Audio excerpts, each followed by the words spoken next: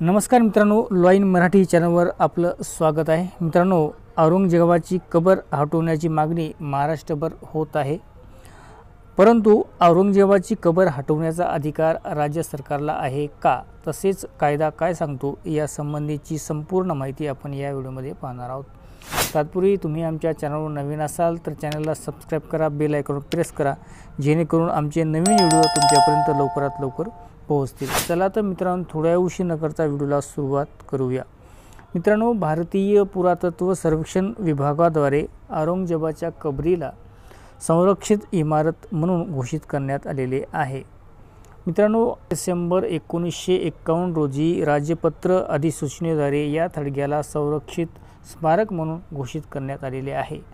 त्यानंतर 1958 मध्ये या कायद्यात सुधारणा करण्यात आली, ज्या अंतर्गत या थडग्याचा समावेश महत्त्वाच्या स्मारक म्हणून करण्यात आलेला आहे। मित्रांनो, औरंगजेबाची कबर हटवण्याचा अधिकार राज्य सरकारला आहे का, असा प्रश्न तुमच्या मनामध्ये उपस्थित होत असेल, परंतु या संबंधीची माहिती आपण पुढीलप्रमाणे पाहू। मित्रांनो, प्राचीन स्मारके, पुरातत्व स्थळे आणि अवशेष कायदा कलम 19 नुसार कोणतीही संरक्षित इमारत पाडणे, काढून टाकणे किंवा नुकसान करणे हे मित्रांनो बेकायदेशीर आहे। जर असे कोणत्याही व्यक्तीने केलेले असेल तर त्यासाठी त्या व्यक्तीला शिक्षेची तरतूद सुद्धा या कायद्यामध्ये करण्यात आलेली आहे।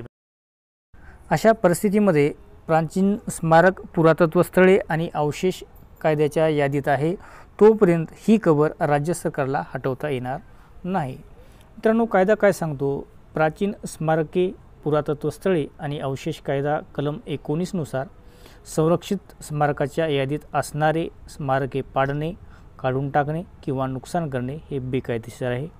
असे करणाऱ्या व्यक्तीला 3 महिन्यापर्यंत कारावासाची शिक्षा होऊ शकते आणि 5,000 रुपयाचा दंडही लागू शकतो।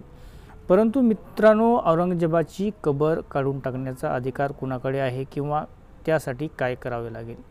मित्रांनो, औरंगजेबाची कबर हटवण्यासाठी महाराष्ट्र सरकारला ती कबर संरक्षित यादीतून काढून टाकण्याचा प्रस्ताव मंत्रालयामध्ये द्यावा लागेल।